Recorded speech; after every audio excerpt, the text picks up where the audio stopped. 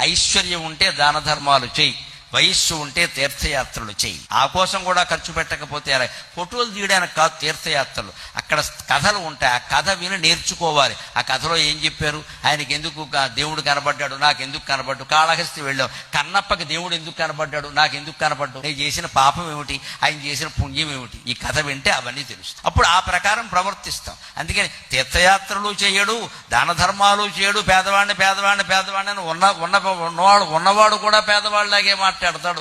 పోని ఇవేవీ కాదు, ఏదో ఒక మార్గంలో సమస్త భువనాలకే అధీశ్వరుడమైన ఓ పార్వతీ వల్లభ భర్గా కుకుటేశ్వర స్వామి, నిన్ను సేవించచ్చు కదయా, కనీసం డబ్బు దానం చెయ్యకపోయినా, తీర్థయాత్రలు చెయ్యకపోయినా ఒక్క పని చేస్తే మనకి మనశ్శాంతి కలుగుతుంది, సమస్త శుభాలు ఇంట్లో చేకూరుతాయి. అదే నమ శివాయ నమ శివాయ నమ శివాయ ఎక్కువ భాగం ఆ శివనామస్మరణకి కేటాయింది.